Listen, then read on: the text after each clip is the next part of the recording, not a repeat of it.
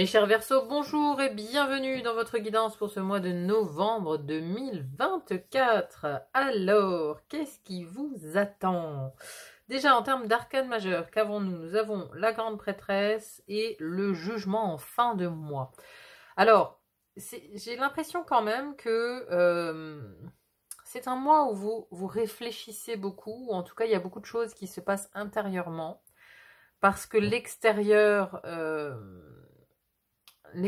vous sollicite beaucoup, mais pas de la bonne manière. C'est-à-dire que voilà, les interactions que vous avez avec les autres ne sont pas forcément satisfaisantes. Du coup, on va chercher des réponses à l'intérieur de soi. Il y a un peu un côté, bon, ben maintenant, je réfléchis. À quoi bon quelque part me lier aux autres? Je vais réfléchir à ce que je peux faire et comment je peux faire autrement. Alors, on rentre dans le détail. Déjà, d'où vous venez, comment vous entrez dans ce mois de novembre. On a cette carte du 4 de coupe. Alors, ici, on est clairement sur de l'indifférence. Vous voyez, quand je vous disais à quoi bon, c'est un peu l'énergie qu'il y a là à l'entrée de ce mois de novembre, quoi. Vous êtes un peu saoulé, quoi. Vous êtes un peu saoulé par les gens, par le monde, par ce qui vous est proposé, par les actualités, par je sais pas par quoi, mais voilà, vous êtes à quoi bon? Moi j'ai vraiment cette sensation, à quoi bon? À quoi bon me démener? À quoi bon faire des choses si voilà, si l'extérieur ne l'accueille pas comme il faut, si j'ai jamais de retour, si je suis toujours la première à téléphoner et que voilà, on répond jamais à mes messages, on ne me rappelle pas, bon, à quoi bon? Voilà, donc il y a un peu, je lâche l'affaire, quoi. Il y a un peu ce côté, ouais, j'ai pas envie. Voilà, si les autres veulent pas, je veux pas non plus. Du coup, je reste chez moi. J'ai pas envie, j'ai pas de motivation. Il y a vraiment, voilà, un manque de motivation assez poussé pour en ce début de mois, ou du moins peut-être sur les mois précédents, il y a quelque chose qui vous a amené à cette situation, qui vous a amené à ne plus avoir de motivation, plus d'envie d'aller de l'avant. Donc là, il y a un peu pas une perte de repères, mais un manque de motivation. On va plutôt le dire comme ça, il y a un manque de motivation à l'entrée du mois de novembre. Alors, pour l'élément air, ici, première maison de l'air qui nous parle de votre mental et votre intellect. Alors, ici, c'est un peu l'errance, quoi. Au niveau du mental, au niveau de la tête, ça va bien avec cette idée du à quoi bon? Voilà, parce que dans votre tête, le 5 de denier, ça nous parle de manque, vous voyez. Moi, j'ai un côté, alors, errance... Excusez-moi, j'ai mon téléphone qui a sonné. Alors, je reprends. Donc, il y a une errance, une sclérose, quelque chose qui... il y a un manque d'entrain. Dans votre mental, c'est un peu sclérosé, quoi. C'est un peu sclérosé, on n'arrive pas à trouver de nouvelles idées, on est un peu en manque. En manque de jus, quoi, tout simplement. Voilà. On manque d'énergie pour réfléchir. On n'a pas d'idée. Il n'y a pas d'idée, il y a un manque d'idées. Ici, clairement, il y a un manque d'idées. On ne sait plus dans quelle direction aller, on ne sait plus à quel sens se vouer, on ne sait plus où aller. Hein, clairement, là, dans votre tête, c'est un peu, voilà, c'est un peu cette ambiance brouillard, cette ambiance hivernale. Voilà, on est mieux chez soi, quoi. Il y a l'idée de, ouais, réfléchir, mais à quoi, comment il y a un peu dans votre tête un côté c'est sans issue. Vous voyez? On cherche un peu où est l'issue, mais ça c'est votre mental. Il y a la bouée de sauvetage qui se trouve à l'intérieur de vous. On y viendra plus tard. Dans la deuxième maison de l'air qui nous parle de votre expression, comment vous communiquez et comment vous entrez en relation avec les autres. Alors ici on a un 8 de bâton. Alors, le 8 de bâton, ça peut nous parler de... Déjà, il y a une question de rapidité, une question de mouvement, une question de ça va vite, ça s'emballe.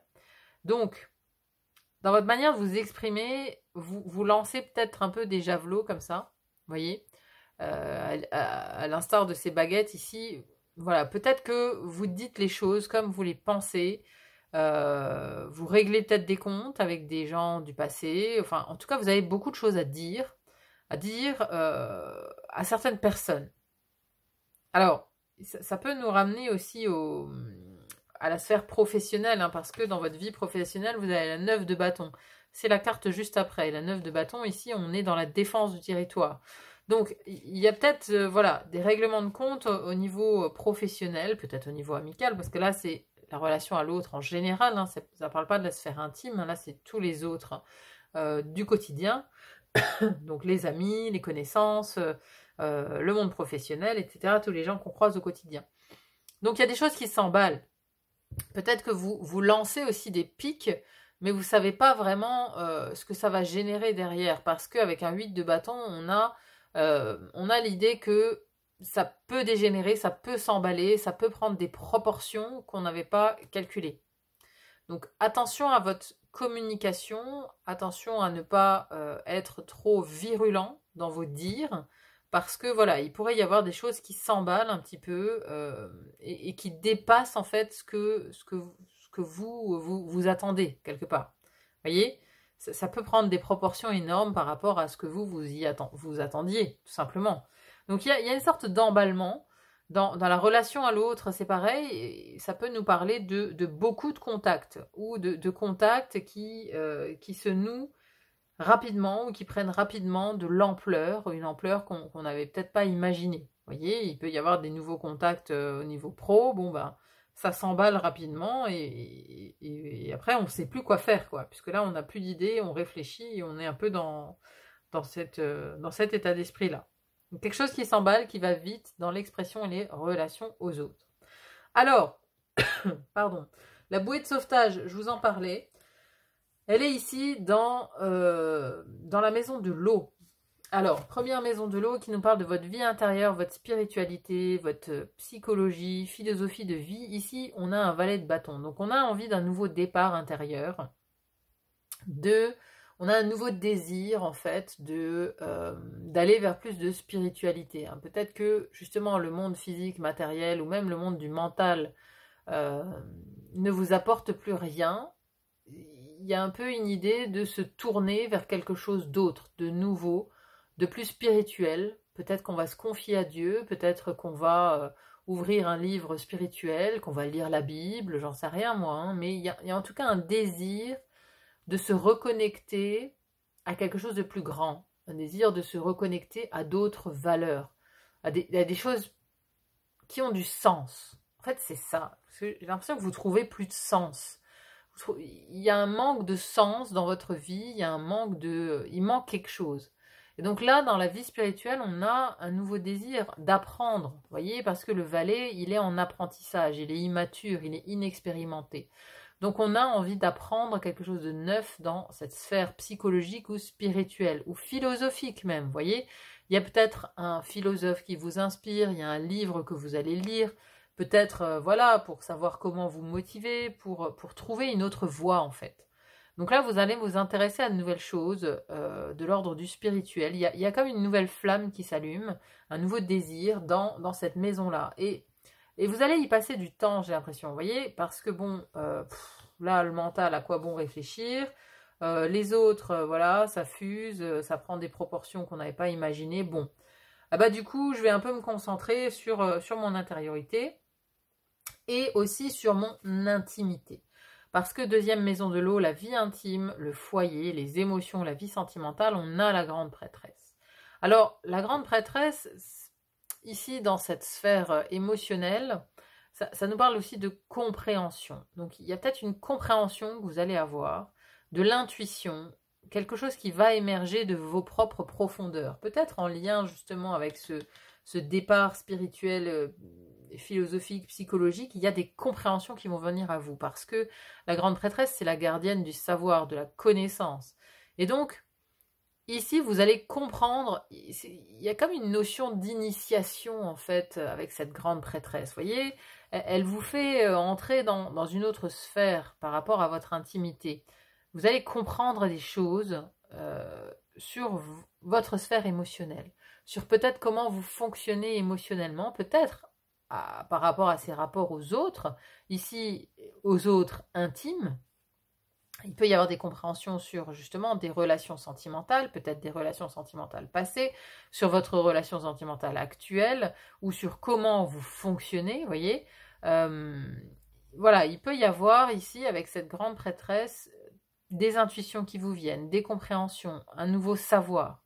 Quelque chose vient vers vous, en tout cas, qui peut même jouer avec une sorte d'éveil, peut-être de l'éveil spirituel, parce qu'à la fin du mois, vous avez quand même le jugement. Donc dans le jugement, il y a la notion d'éveil spirituel, hein, de s'éveiller à quelque chose de neuf, de renaître. Et la renaissance, elle vient peut-être justement de cette sphère alors psychologique, philosophique, spirituelle. Ça, c'est à chacun de voir ce qu'il inspire. Hein, voilà, hein, je ne vais pas forcément parler de Dieu, mais il y a quelque chose, en tout cas, vous trouvez une inspiration nouvelle dans cette sphère-là qui vous amène à une renaissance. Mais parce que, quelque part, vous tournez en rond, j'ai l'impression. J'ai l'impression que vous tournez en rond, qu'il n'y a plus de motivation, il n'y a plus d'idées.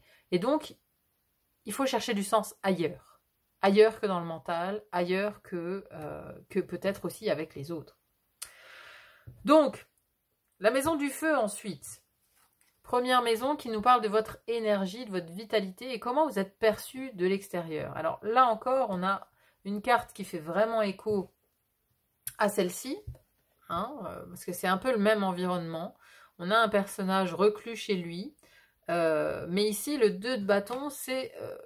on est quand même au boulot, parce que c'est le moment où on évalue, c'est le moment où on réfléchit justement à ce qu'on peut faire demain.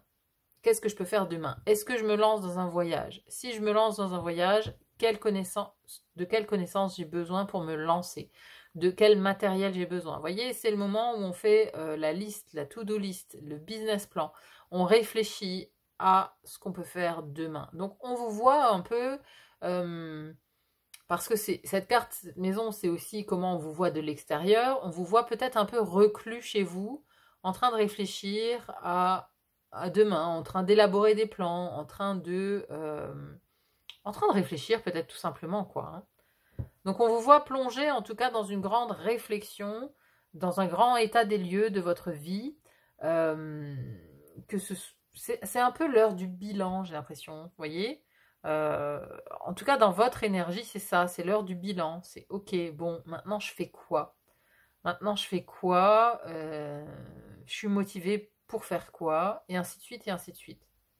C'est l'heure du bilan. Il y a un côté heure du bilan. À côté de ça, la deuxième maison du feu, qui nous parle de vos actions, de vos désirs et de vos projets futurs.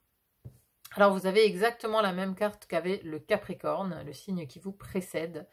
Il avait exactement la même carte au même endroit. Bon, donc si vous êtes ascendant Capricorne ou lune en Capricorne, ça peut faire écho. Hein. Vous pouvez peut-être aller voir le tirage du Capricorne, ça peut peut-être aussi vous donner un complément par rapport à ce mois de novembre. Hein. Donc, un 5 d'épée, c'est pas forcément une carte facile, ça nous parle de conflits, de disputes. Donc, l'avoir dans ses actions, ça veut dire qu'on fait des actions qui engendrent peut-être du conflit, qui engendrent de la dispute. C'est pour ça que je disais tout à l'heure, on peut lancer des mots, des paroles qui prennent des proportions qu'on n'avait pas imaginées. Parce que peut-être que voilà, vos dires, vos communications, vos actions, du coup, peuvent engendrer du conflit, peuvent engendrer, voilà, ici on a 3 personnages, il y en a un qui s'en va avec les épées qu'il a volées aux 2 autres, il y en a un qui est dans l'incapacité de bouger, il y en a un qui a priori est mort. Bon, donc, vous voyez, on a un trio ici, on a une triangulaire. Alors, ça peut être conflictuel avec des personnes avec qui vous aviez des projets aussi pour le futur, avec qui vous étiez en train de créer quelque chose. Donc, voilà, il y a quand même un aspect un petit peu conflictuel dans cette maison des projets. Après, si on parle de vos propres désirs, de ce pourquoi vous avez du désir, encore une fois, vous êtes en conflit. Vous êtes ici en conflit, mais plutôt intérieur. Parce que on n'a plus de motivation, on n'a plus d'idées. Donc on s'en veut, quoi. Vous voyez, peut-être qu'on a abandonné un projet sur lequel on avait travaillé avec d'autres personnes, du coup on est dans le conflit intérieur par rapport à ça. On peut être en conflit avec d'autres personnes avec qui on avait un projet, avec qui on avait envie de créer quelque chose. Voilà, bon, c'est une carte qui est pas facile, et c'est pour ça, je pense que ça vous amène à beaucoup de réflexion pour justement savoir quelle est la prochaine étape ici. Parce que cette étape, elle est... le futur que vous envisagiez quelque part, il est... Peut-être qu'il est rompu, ou du moins il est conflictuel. Il est conflictuel. Donc, dans la maison de la Terre ensuite. Maison de la Terre, première maison qui nous parle des finances et des possessions, mais aussi du corps, de la santé. Ici, on a un 10 de denier. Alors, au niveau matériel, c'est une très très bonne carte, puisque ça nous parle de sécurité matérielle, d'accomplissement matériel. Donc ici, tout va bien. Ça peut aussi nous parler, ici on voit une famille, on voit l'ancien, on voit l'enfant, on voit le couple. Ça peut nous parler d'héritage. Pour certains d'entre vous, il y aura peut-être un héritage à gérer ou des questions en rapport avec un héritage, des questions financières ou matérielles en rapport avec un héritage. Voilà, donc ça, c'est à vous de voir un petit peu comment ça résonne. Si on parle de corps santé, ici c'est une carte de très bon augure, hein, parce que le denier, on est sur la matière, donc on est sur un accomplissement au niveau santé. J'ai envie de dire, ici ça, tout va bien. Tout va bien au niveau du corps physique en tout cas. À côté de ça, deuxième maison de la Terre. Deuxième maison de la Terre qui vient nous parler de votre vie professionnelle, du travail, de la vie quotidienne. Je vous le disais tout à l'heure, on a le 9 de bâton, hein, donc on avait ce 8, puis on a le 9. Alors, le 9, c'est un petit peu la protection du territoire, c'est-à-dire qu'on s'est déjà beaucoup battu, bagarré, on arrive un peu à la fin de la bataille, on est dans ces derniers retranchements. Il y a quelque chose de lourd, il y a quelque chose de fatigant, il y a quelque chose de plombant avec ce 9 de bâton. C'est-à-dire qu'on arrive bientôt au 10. Vous voyez, le 10 de bâton, c'est le fardeau. C'est le moment où on n'en peut plus parce qu'on doit tout faire tout seul. Donc là, on est encore un peu entouré. Mais bon, on est dans les derniers retranchements. Donc au niveau du travail, il peut y avoir quelque chose de très fatigant, en lien encore une fois avec des autres. C'est pour ça que je vous disais que voilà, les paroles qui vont trop loin, ça peut peut-être être au niveau professionnel. Mais bon, en tout cas, on sent de la fatigue, on sent qu'on est, on est presque au bout du rouleau, quoi. Pas loin du burn-out, pas loin de péter un câble, pas loin d'avoir des vérités à dire, justement, à son patron, à ses collègues, et ainsi de suite, et ainsi de suite. On est un peu au bout du rouleau, quoi. Dans cette sphère professionnelle, il y a un côté, je lutte encore, mais pour combien de temps? C'est pour ça que, voilà, l'ambiance un peu, à quoi bon? L'ambiance, j'ai plus de motivation, ça peut venir ici du professionnel. Ça peut venir du professionnel ou ça peut venir d'un projet qu'on avait envisagé avec d'autres personnes et qui du coup se passe un peu mal. Mais j'ai envie de dire que toute cette histoire ici, tout ce mois de novembre, ça prépare quand même le terrain à quelque chose d'intéressant puisque en fin de mois, vous avez une énergie intéressante qui est celle du jugement. Le jugement, c'est le moment où on renaît. C'est justement, on a pris le temps, vous voyez, ici, on sort du cercueil, quoi. Donc on sort de l'état de léthargie, voilà, dans lequel on était dans son cercueil. Donc c'est l'éveil. C'est l'éveil. Ici, on a une chouette, on a une nouvelle sagesse, on a de nouvelles envies. C'est la renaissance. C'est la renaissance. Donc, tout ce travail ici que vous allez faire, surtout ici, je pense que cette grande prêtresse, elle peut être en lien avec cette renaissance parce que le fait de creuser dans l'intimité, dans la spiritualité, dans l'intériorité, ça peut vous amener justement à un éveil, à un réveil, à quelque chose de neuf pour la fin d'année. Vous voyez, vous passez une autre étape en fait. Parce que vous avez creusé quelque part dans ce manque de motivation, vous êtes allé voir exactement ce que vous pouviez faire, où vous pouviez aller, et donc voilà, il y a quelque chose qui vous amène, en tout cas à la fin du mois, ou sur le mois de décembre, à renaître, à passer à autre chose en tout cas, ou à entendre un certain appel, à entendre l'appel de votre âme, parce que peut-être qu'ici vous êtes en connexion plus précisément avec ce que désire votre âme pour la suite. Voyez, donc c'est un mois qui va vous préparer à renaître. Qui va vous permettre de faire le point, de réfléchir pour aller vers autre chose, pour prendre des décisions. Allez, on va conclure ce tirage avec une carte oracle des dragons. qu'est-ce qu'on peut dire de plus pour ce mois de novembre, pour vous, mes chers Verseaux? Quel dragon a un message pour vous?